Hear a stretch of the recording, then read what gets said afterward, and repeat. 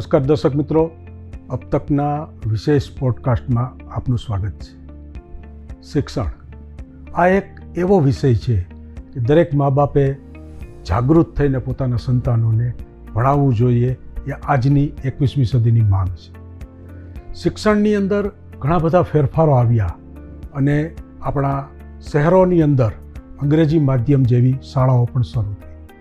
નગર પ્રાથમિક શિક્ષણ સમિતિ સંચાલિત 93 શાળાઓ અને 3 અંગ્રેજી માધ્યમની શાળાઓ છે. ત્યારે એનું સમગ્ર સંચાલન કોર્પોરેશન સંચાલિત આ શિક્ષણ સમિતિની શાળાઓનું જે સંચાલન કરી રહ્યા છે એવા અધિકારી શાસનાધિકારી રમેશ જેઠવા સાથે આપણે આજે વિવિધ પ્રકારની વાતો કરીશું. ખાસ કરી અને જે શિક્ષણની જે સમસ્યાઓ છે, પ્રવર્તમાન યુગની અંદર જે કાંઈ બદલાવ આવી રહ્યો છે એની અંદર કોમ્પ્યુટર બેઝ જે શિક્ષણની વાત છે એ કેવી રીતે સાંકળી અને કાર્ય થઈ રહ્યું છે. ત્યારે એક ગરીબ મા બાપના સંતાનો પણ સારામાં સારી સુવિધાની અંદર શિક્ષણ મેળવી શકે એવું પણ શિક્ષણ સમિતિનું આયોજન અને સુંદર મજાની ભૌતિક સુવિધા વચ્ચે કાર્યરત છે. સર્વપ્રથમ તો જેઠવા સાહેબ, આપનું ખૂબ ખૂબ સ્વાગત છે અબ તકના સ્ટુડિયોમાં. ખાસ કરી અને નગર પ્રાથમિક શિક્ષણ સમિતિ, રાજકોટ મહાનગરપાલિકાની શિક્ષણ સમિતિની શું કાર્ય હોય છે, કેટલી શાળાઓ હોય છે અને કેવા પ્રકારનું એનું આયોજન હોય છે? જી, આરજી જેઠવા, શાસનાધિકારી, રાજકોટ કોર્પોરેશન. રાજકોટ કોર્પોરેશન સંચાલિત 93 શાળાઓ ગુજરાતી માધ્યમ અને 3 શાળાઓ અંગ્રેજી માધ્યમ, ઈસ્ટ ઝોન, વેસ્ટ ઝોન અને સેન્ટ્રલ ઝોન આવી રીતના કવર કરેલ છે. અને અંગ્રેજી માધ્યમની શાળાઓ સ્થાપવા માટે ઓલરેડી ચાલુ છે, પરંતુ હવે એમને સરકારશ્રીમાં તબદીલ કરવાની પ્રક્રિયા હાલ હાથ ઉપર ચાલુ છે. અને આ શાળાઓની અંદર અમારી પાસે ટોટલ 34,500થી વધુ વિદ્યાર્થીઓ બાલવાટિકાથી લઈ અને ધોરણ 8 સુધી અભ્યાસ કરી રહ્યા છે. આ 35,000 વિદ્યાર્થીઓ જે છે એમને કોર્પોરેશનની શાળાઓની અંદર ખાનગી શાળાઓથી ચડિયાતું શિક્ષણ અને સુવિધા મળી રહ્યા છે. અને એમાં પણ સ્કૂલ ઓફ એક્સેલન્સ અંતર્ગતની શાળાઓ અને પીએમ શ્રી શાળાઓ જે છે એ વર્લ્ડ ક્લાસ ઇન્ફ્રાસ્ટ્રક્ચર જેવી છે કે ટોટલ સુવિધાઓથી સજ્જ છે. આ અમારી શાળાઓની અંદર બાળકને લાયકાતબદ્ધ વેલ ક્વોલિફાઈડ ટીચરો દ્વારા શિક્ષણ અપાઈ રહ્યું છે.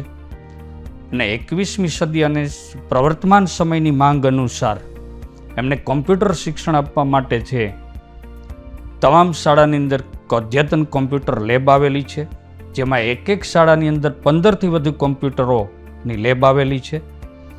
તદુપરાંત 6, 7 અને 8ના જે વર્ગખંડો છે એ તમામ વર્ગખંડોની અંદર સ્માર્ટ બોર્ડથી એમને શિક્ષણ, આધુનિક શિક્ષણ અપાઈ રહ્યું છે. ખૂબ જ સારી વાત કરી જેઠા સાહેબ. તમે બાલવાટિકા એક શબ્દ તમારા જવાબમાં બોલ્યા, તો ખાસ કરીને અર્લી ચાઇલ્ડ એજ્યુકેશન સિસ્ટમ છે, પ્રારંભિક બાળ શિક્ષા સંભાળ, એ રાષ્ટ્રીય શિક્ષણ નીતિ આપણી છે 2020ની. એમાં એક બદલાવ કરવામાં આવ્યો અને 6 વર્ષ પૂર્ણ થયે બાળકને પહેલા ધોરણમાં લેવામાં આવે છે. તો એ બાલવાટિકા શું હોય છે અને એમાં કેવા પ્રકારનું આયોજન હોય છે? જી, નવી શિક્ષણ નીતિ 2020ની અંદરની જે પેટર્ન નક્કી થયેલી છે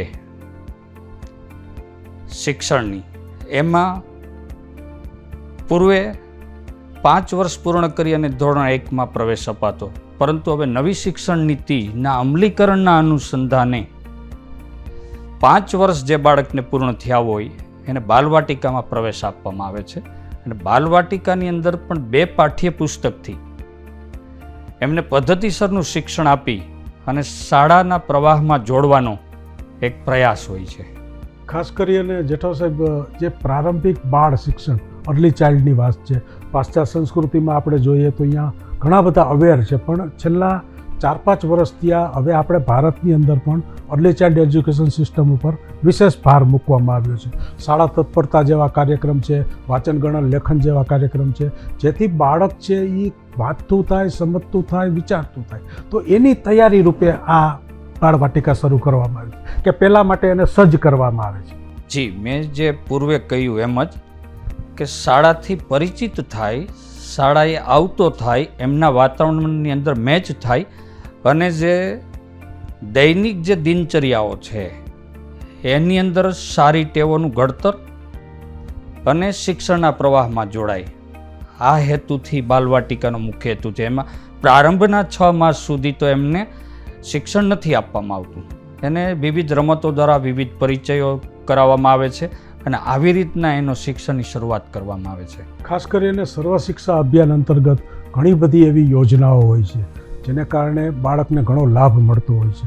તો સર્વ શિક્ષા અભિયાન અને શિક્ષણ સમિતિ બેના સંયુક્ત પ્રયાસથી સુંદર મજાના CRC સેન્ટરો છે, રિસોર્સ રૂમ છે, આવું બધું કરવામાં આવે. તો આ વિશે દર્શકોને થોડીક માહિતી આપશો? એક SSAનું એક આખું માળખું છે અને SSAની અંદર જુદી જુદી બ્રાન્ચો છે. સિવિલ બાંધકામને લગત છે, દિવ્યાંગ બાળકો માટે છે, ડ્રોપ આઉટ બાળકો માટે છે. આ પ્રકારની વિવિધ 7 બ્રાન્ચો છે અને એમની જે યોજનાઓ છે, જે 7 બ્રાન્ચો અનુસારની એ યોજનાઓથી ક્યાં તો સીધો જ બાળકને લાભ મળે છે યા તો એમને સુવિધાના સ્વરૂપે લાભ મળે છે. અને SSAનું જે માળખું છે એમની અંદર BRC હોય, જ્યારે શહેરી કક્ષાએ URC હોય છે મુખ્ય. URCની અંડરમાં CRCઓ કામ કરતા હોય છે. એનાથી આગળ BRP અને વિષય નિષ્ણાતો સુધીનું હોય છે. આ પ્રકારનું એનું છેક શાળા સુધીનું અને બાળક સુધીનું માળખું છે. અને એ વિવિધ પ્રોજેક્ટો ઉપર, વિવિધ યોજનાઓ ઉપર સીધા જ બાળકને લાભ થાય યા તો શાળાના સુવિધાના રૂપમાં સારી સુવિધા ઉપલબ્ધ થાય, શિક્ષણ સુગમ્ય બને, એ પ્રકારનું એમની સપોર્ટની ભૂમિકા છે.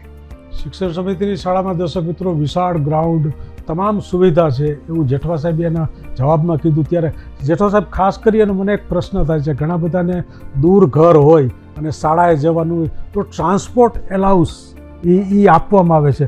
તો એ ઘણી બહુ સરકારની સારી સુવિધા છે. તો આ વિશે કહેશો? સરકારશ્રીની જે યોજના છે કે બાળક 1થી બાલવાટિકાથી 5 ધોરણ અને 6 થી 8 માટે ટ્રાન્સપોર્ટેશન પૂરું પાડવામાં આવે. અને જેમ ખાનગી શાળાઓ ટ્રાન્સપોર્ટેશન આપે છે ફીઝ લઈને, જ્યારે અહીં સરકારશ્રી એમની સુવિધા આપે છે અને બાળકને GPS સિસ્ટમવાળા સલામત વાહનની અંદર એમને લઈ આવવામાં અને મૂકી આવવામાં આવે છે. અને એ માટે થઈ અને એક આખો SSAની અંદર વિભાગ હોય છે અને એ માટેથી ગ્રાન્ટ હોય અને બાળકને આ સુવિધા ટ્રાન્સપોર્ટેશનની મળી રહે, જેથી એ ઘરથી શાળા સુધી અને શાળાથી પરત ઘર સુધી સરકારશ્રી દ્વારા નિયત થયેલ વાહનની અંદર જ અવર જવર કરે. અને આવા રાજકોટ કોર્પોરેશન હસ્તક 6,500થી વધુ બાળકો ટ્રાન્સપોર્ટેશનનો હાલ લાભ લઈ રહ્યા છે. 6,500 બાળકો ટ્રાન્સપોર્ટેશનનો લાભ લઈ રહ્યા છે. જેઠવા સાહેબ, વેકેશન હમણાં ટૂંક સમયમાં ખુલશે અને બાળકોનો પાછો કિલ્લોલ છે એ શાળામાં શરૂ થઈ જશે. નાનકડા ટેણિયાથી શરૂ કરી અને 14 વર્ષનો 8મા ધોરણનો બાળક, કારણ કે બાલવાટિકા, પૂર્વ પ્રાથમિક અને ઉત્તર પ્રાથમિક અને ત્યારબાદ હાઈસ્કૂલ અને ઉત્તર, તો આ જે સ્ટેપની અંદર છે, ખાસ કરીને શાળા પ્રવેશોત્સવ થતા હોય, કન્યા કેળવણીને વધુ મહત્ત્વ આવે, આ બધાની વચ્ચે જ હમણાં છેલ્લા 10-12 દિવસમાં એક ડ્રોપ આઉટનો બહુ પ્રશ્ન આવ્યો છે કે મોર દેન 14,000થી વધુ બાળકો છે. તો શિક્ષણ સમિતિના ડ્રોપ આઉટ કેટલા, જનરલ ડ્રોપ આઉટની અંદર આ ડ્રોપ આઉટ બાળકો હોય એને પાછા શાળાએ લાવવા માટે શું સમજાવટની પ્રક્રિયા હોય છે, એને સ્પેશિયલ તાલીમ STPની આપવામાં આવતી, તો એ કેવા પ્રકારની હોય છે, એના શિક્ષકો કેવા હોય છે. આ કોઈ પણ બાળક, આપણે પણ સમજીએ છીએ, ગરીબી હોય, મા બાપ લાચાર થઈ ગયા હોય, આર્થિક આમદનીને કારણે બાળકને ભણવા ન મોકલતા હોય, કારણ કે નિશાળે મોકલે તો એ બાળક 500 રૂપિયા કમાતું હોય, એ ન મળે. તો આવી બધી સમસ્યાઓ છે. આપણે પણ સમાજના તમામ શિક્ષિત લોકો પણ સમજીએ છીએ, પણ ખાસ કરીને જે સરકારની જે ડ્રોપ આઉટની આખી ફેસિલિટી છે, અને શિક્ષણ સમિતિઓ તો ખૂબ જ આ ક્ષેત્રે સર્વેનું ને સુંદર કામ કર્યું છે. તો આ બાબતે દર્શકોને માહિતી આપશો? આપે સરસ વાત કરી શરૂઆતમાં કે હમણાં જ વેકેશન ખુલશે અને શાળા પ્રવેશ ઉત્સવ અને કન્યા કેળવણી મહોત્સવ આવશે અને બાળકોની કિકિયારીઓથી શાળા ગુંજવા લાગશે. પ્રવેશ ઉત્સવની તારીખો પણ સરકારશ્રી દ્વારા ડિક્લેર થઈ ગયેલી છે. પણ એમાં આપશ્રીએ જે વાત કરી કે બાલવાટિકા, પ્રાથમિક, માધ્યમિક, ઉચ્ચતર માધ્યમિક આ તમામને પ્રવેશ ઉત્સવમાં આ વખતે જોડવાના છે. અને એમાં સરકારશ્રી અને નવી શિક્ષણ નીતિનો એક ટાર્ગેટ છે કે 100% નામાંકન થવું જોઈએ, કોઈ પણ બાળક ડ્રોપ આઉટ ન થવું જોઈએ. આપે જે વાત કરી તો એમાં રાજકોટ કોર્પોરેશન હસ્તકની જે ફિલ્ડ છે, કાર્યક્ષેત્ર છે, એમાં 2870 જેટલા બાળકો ડ્રોપ આઉટની સંભાવનાવાળા છે, સંભાવનાઓ છે. તો આ જે 2870 બાળકો છે અને જિલ્લા આખાની વાત કરું તો 14,000 પૈકીના 2800 જે મારા કાર્યક્ષેત્રના છે, તો એની અંદર અમે એવું આયોજન કર્યું છે કે બાળકના એના વાલીના ઘર સુધી જવાનું છે, એક એક બાળક. અને એ માટે થઈને માનની કમિશનર સાહેબના માર્ગદર્શન અને આદેશ અનુસાર કોર્પોરેશનના ક્લાસ 1 અને ક્લાસ 2 25 જેટલા ઓફિસરો ને આ માટે સુપરવિઝનમાં નિમવામાં આવ્યા છે. પ્રથમ અમારા CRC છે, આચાર્ય છે, એમના મુલાકાત કરશે એમના ઘરની કે ભાઈ તમારો બાળક શા માટે શાળાએ નથી આવતો, કેમ ઉઠાડી લીધો છે. તો એ પ્રથમ પ્રયત્ન થશે, એમને સમજાવટ થશે, શિક્ષણનું મહત્ત્વ સમજાવવામાં આવશે, શિક્ષણનું જીવનમાં, પોતાના જીવનમાં અને સમાજ માટે અને રાષ્ટ્ર માટે કેટલી જરૂરિયાત છે એ માટે સમજાવવામાં આવશે એમને. અને કોઈ પણ રીતે એમને શાળા પ્રવેશ, પુનઃ શાળા પ્રવેશ કરાવવાની અમારી નેમ છે. અને એ માટે અમે વિશાળ તંત્ર કામે લગાડ્યું છે. માત્ર 25 તો ક્લાસ 1 અને 2 ઓફિસરો લગાવ્યા છે, એની નીચે અમારા 25 જેટલા CRC છે, 30 જેટલા BRP અને SSAનો સ્ટાફ છે અને 150 જેટલા આચાર્યો. આ બધાને અમે આ વસ્તુને કામે લગાડેલા છે.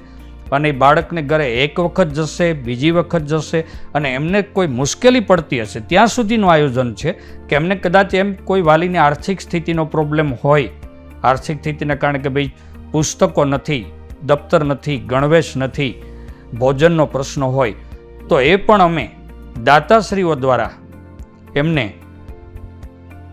પુસ્તક, ગણવેશ, ટ્રાન્સપોર્ટેશન કે જે કોઈ એમની અગવડતાઓ હશે એ સિવાયની એ પણ અમે પૂરી કરી. અને એન કેન કોઈ પણ ભોગે એન કેન પ્રકારે બાળક શાળાએ આવતો થાય એ અમારું લક્ષ્ય છે. અને એક એક બાળક દીઠ અમે 3 પ્રયત્નો કરવાના છીએ, એટલે એક પણ બાળક ડ્રોપ આઉટ ન થાય એની વિશેષ કાળજી લીધેલી છે.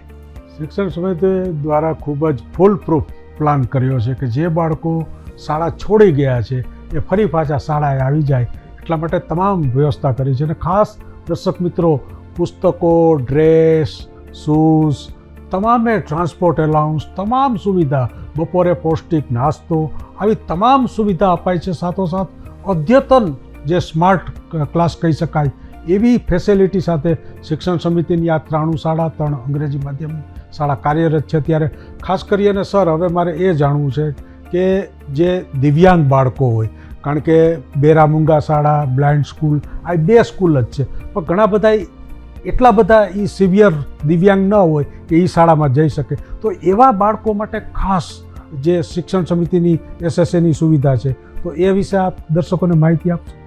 એને માટે SSAની અંદર એક બ્રાન્ચ છે, IED, અને દરેક CRC દીઠ એક એને માટેનો રિસોર્સ રૂમ પણ આવેલો છે.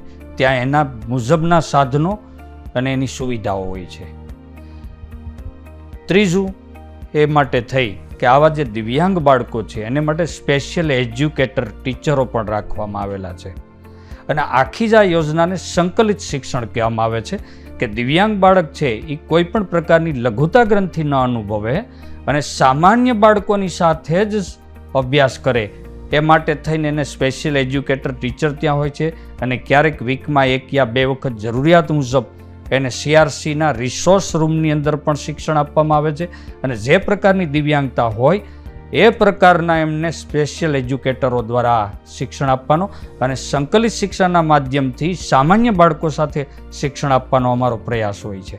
ખૂબ જ સારી વાત કરી. કોઈ પણ દિવ્યાંગ બાળક હોય, એક કોમન નોર્મલ બાળક સાથે ભણે તો એને એક પ્રોત્સાહન મળતું હોય છે અને થોડીક એની સ્ટેમિના વધતી હોય છે અને એને કારણે પણ એ બાળક ધીમે ધીમે એ પોતાનું કાર્ય કરતું થાય એવી એક integrated education four disable children એ આઈડી જે સેક્શન છે એ સુંદર મજાનું કાર્ય કરે છે. તો શિક્ષણ સમિતિ દ્વારા અલગ અલગ પ્રયાસો કરવામાં આવી રહ્યા છે. એનો એક અને માત્ર એક જ હેતુ છે કે આપણે બંધારણમાં જે જોગવાઈ છે 6 થી 14 વર્ષના બાળકોને મફત અને ફરજિયાત પ્રાથમિક શિક્ષણ એની જોગવાઈ છે, છતાંય મા બાપો આજે અજવતારેથી ઉઠાડી લે છે. તો આજના યુગમાં 21મી સદીમાં સૌથી અગત્યનું પાસું હોય તો સંતાનોના શિક્ષણ બાબતેનું છે. તો એ બાબતે આપ અવેર થાવ. તમારી આજુબાજુમાં ક્યાંય હોય, તમારા ચોકીદારનું નાનું બાળક હોય, ઝૂંપડપટ્ટીમાં પાસે નીકળો તો કોઈ બાળક ભિક્ષાવૃત્તિ કરતું હોય, તો આવા બધા બાળકોને તમે પોતે પણ એક આંગળી ચિંધાનું પૂન કરી અને તમે શાળાએ એને મૂકી શકો. તો આવી સુંદર ઘણી બધી યોજનાઓ છે. હવે ખાસ કરી અને સાહેબ જે મહત્ત્વનો પ્રશ્ન સમગ્ર ગુજરાતની અંદર અને આપણા દેશમાં ક્યાંક ક્યાંક પણ જોવા મળી રહ્યો છે કે 4થા 5મા ધોરણનું બાળક છે એ વાંચન ગણન લેખનમાં નબળું હોય છે. તો એના માટે સરકારે અફાટ પ્રયત્ન કર્યા છે, છતાંય શિક્ષણ સમિતિ દ્વારા પણ કેવા કેવા પ્રયાસો કરવામાં આવી રહ્યા છે એ બાબતે થોડુંક માર્ગદર્શન આપો. જે માનો કે આપે વાત કરી 4થું 5મું 6ઠું કે એક વર્ગખંડની અંદર માનો કે આવા 5 બાળક હોય, 4 બાળક હોઈ શકે કે 5થી વધુ પણ હોઈ શકે, તો એ બાળકને અલગથી જ ઓળખી અને જ્યાંથી અટકેલ છે ત્યાંથી એમને આગળનું શિક્ષણ વાંચન લેખન અને ગણનની જે બાબત છે તો એ માટે થઈ અને 1 કલાક વિશેષ એના માટે ધ્યાન આપે ને જ્યાંથી અટકેલ છે એવું ખુલતા વેકેશનના 1 માસ બાદ પ્રવેશ ઉત્સવને પૂર્ણ થયા બાદ એ બાળક પણ જેમ વાત થઈ એમ કે સામાન્ય બાળકોની સાથે એની કેટેગરીમાં કે એની કક્ષામાં એને લાવી આપવાનો અમારો ઉત્તમ પ્રયાસ રહેશે. ખૂબ જ સારી વાત કરી. અને આ દર્શક મિત્રો આપને પણ ખ્યાલ હશે, કારણ કે અખબારો ટીવીની અંદર પણ આવેલું છે કે નિપુણ ભારત કરી અને એક સુંદર મજાનો કાર્યક્રમ ચાલે છે. એમાં બાળકને ટૂંકમાં નિપુણ બનાવી દેવાનો છે. વાંચનમાં નબળો છે, લેખનમાં નબળો છે, કે કોઈ પણ જાતની જે નબળાઈ છે એને સબળાઈમાં રૂપાંતર કરવા માટે શિક્ષણ સમિતિઓ તો ભૂતકાળમાં જેઠો સાહેબ મને પણ યાદ છે કે શાળા સમય બાદ પણ શિક્ષકો 1 કલાક રોકાય અને નબળા બાળકને પ્રીતિપાત્ર એવું નામ આપવામાં આવ્યું કે પ્રીતિપાત્ર બાળકને એ ભણાવતા હતા. ખાસ કરી અને જેઠવા સાહેબ હવે અંતિમ મારે એ પ્રશ્ન પૂછવો છે કે શિક્ષણ સમિતિની જે શાળાઓ છે એ શાળાઓની અંદર જે ક્વોલિફાઈડ શિક્ષકો છે, જે બાળકો આવી રહ્યા છે, એમાં ખાસ કરીને આપણે કાઠિયાવાડી સંસ્કૃતિ છે, આપણા ઘણા બધા એવા તહેવારો હોય, કોઈ બાળકમાં ક્ષમતા પડેલી હોય તો એને અલગ અલગ સ્પર્ધામાં ભાગ લેવડાવતા હોય. આ બધી એક્ટિવિટી ખૂબ જ સુંદર રીતે થઈ રહી છે. અને સંગીતના શિક્ષકો છે, સુંદર મજાની પ્રાર્થના ગવાતી હોય. તો આ એક આખો માહોલ છે અને વાર્ષિક તમે આયોજન પણ કરો છો સુંદર મજાના કાર્યક્રમનું. તો આ વિશે દર્શક મિત્રોને માહિતી આપો. બાળકની અંદર જે કલા પડેલી છે એ કલાને બહાર લાવવા માટે એને પ્લેટફોર્મ પૂરું પાડવા માટે થઈ અને છેક રાજ્ય કક્ષા, રાષ્ટ્રીય અને આંતરરાષ્ટ્રીય કક્ષા સુધી પણ જે ખેલ મહાકુંભ છે, કલા મહાકુંભ છે, ત્યાં સુધી બાળકને એની અંદર જે ક્ષમતા છે ત્યાં સુધીને પ્લેટફોર્મ પૂરું પાડવાનો પ્રયત્ન હોય. અને સ્કૂલ ઓફ એક્સેલન્સ અંતર્ગત તમામ સંગીતના સાધનો અને સાઉન્ડ સિસ્ટમ આપવામાં આવેલી છે. જેમ કીધું કે સંગીતમય પ્રાર્થના, બાળકને એની કલા વિકસાવવાની શરૂઆત ત્યાંથી જ થતી હોય છે. તો એ સંગીતના સાધનોમાં કોઈ બાળક માહિર થાય, કોઈ ગાવાની અંદર હોઈ શકે, કોઈ અભિનયની અંદર હોઈ શકે, કોઈ વક્તા તરીકે હોઈ શકે. તો આ વસ્તુ ટોટલ સુવિધાઓથી સજ્જ સ્કૂલ ઓફ એક્સેલન્સ છે અને શાળાની અંદર આ સુવિધા છે.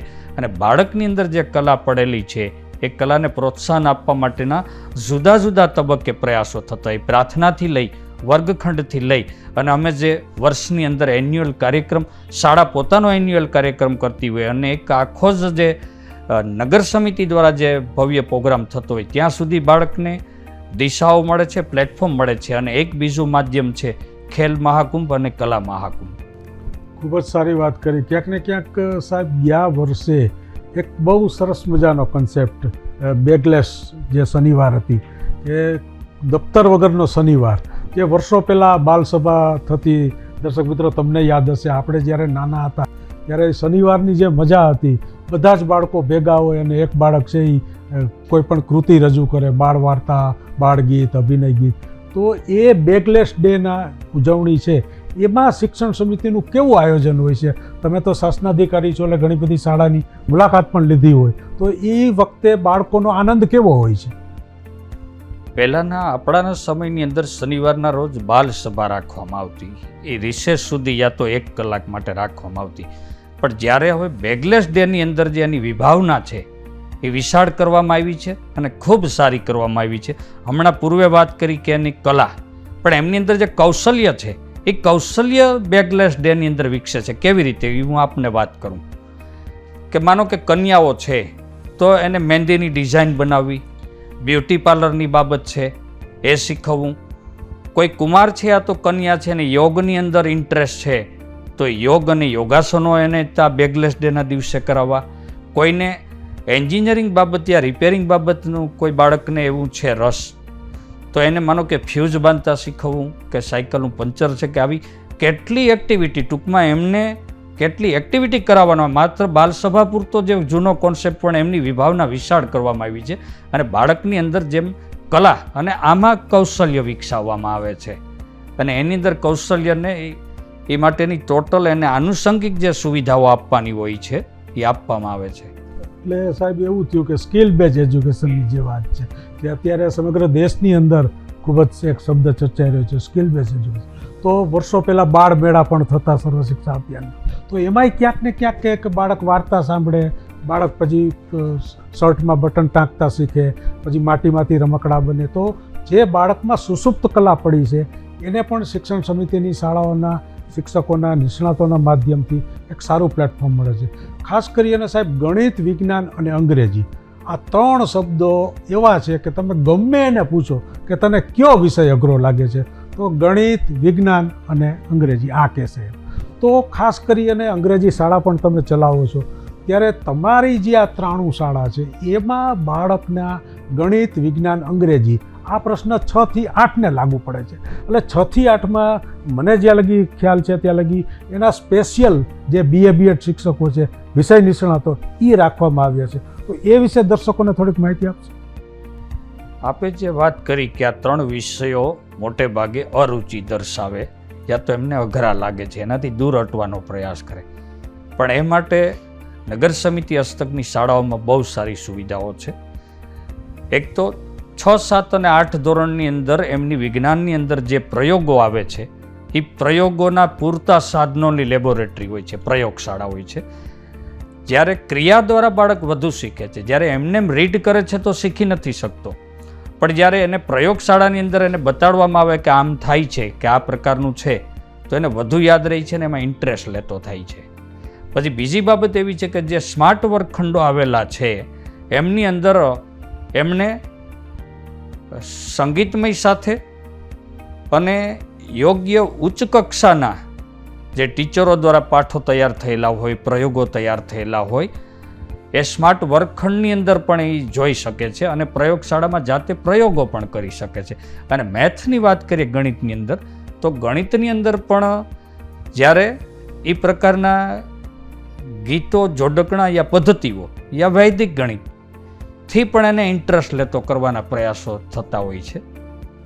ખૂબ જ સારી વાત કરી. ક્યાંક ને ક્યાંક બાળકને જે મુશ્કેલી પડે છે એમાં સંપૂર્ણ માર્ગદર્શન, એ પછી સાયન્સ સેન્ટરની મુલાકાત હોય, બહારે જઈને પ્રયોગો કરે, પર્યાવરણની સાથે સાથે કરે, વૃક્ષારોપણની વાત છે, ઘણી બધી જે આપણી રાષ્ટ્રીય કાર્યક્રમો છે એના પણ સમિતિ આયોજન કરતી હોય છે. ખાસ કરીને અંતમાં સર હવે ડ્રોપ આઉટની જ્યારે સમસ્યા છે, આટલું બધું ફૂલ પ્લાનિંગ તમે પણ કરેલ છે, ત્યારે ખાસ કરીને દર્શક મિત્રો છે એને અબ તકના અમારા દર્શક મિત્રોને તમે શું સંદેશ આપશો? કારણ કે સૌથી અગત્યની બાબત છે વાલીને શિક્ષણની મહત્તા સમજાવવાની, તો એ વિશે આપ જણાવશો?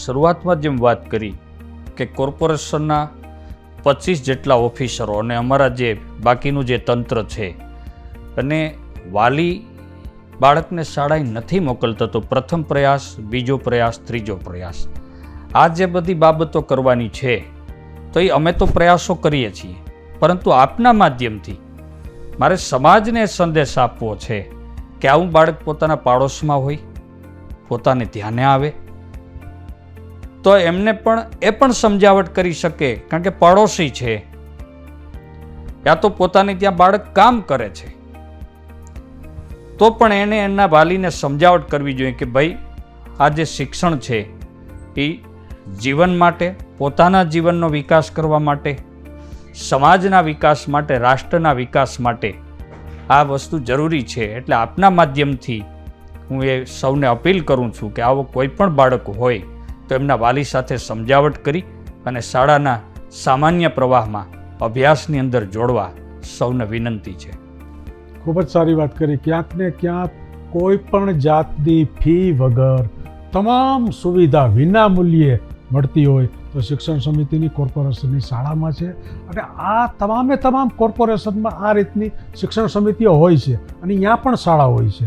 તો ખાસ કરી અને સર, એક અંતમાં અમારા કોઈ દર્શક મિત્રો, તમારે ક્યાંય એડમિશનનો પ્રશ્ન હોય બાળકનો અને તમારે કરવું હોય, એને એડમિશન દાખલ કરવું હોય શાળાની અંદર, તો તમારી કચેરી કઈ જગ્યાએ આવેલી હોય ત્યાં કદાચ કોઈ સંપર્ક કરી શકે. આચાર્યએ વ્યવસ્થિત જવાબ ન આપ્યો હોય, કોઈ પણ 6 થી 14 વર્ષનું બાળક છે, લાયક છે અને ભણે છે, તો એના માટે એક સરનામું અને ક્યાં કોનો સંપર્ક કરવો કે શાળાએ જઈને કેવી રીતે કરવું, એ બાબત થોડુંક કહેશો? પ્રથમ તો બાળકને પોતાના વિસ્તારની જે નજીકની સરકારી શાળા છે ત્યાં જ જવાનું હોય.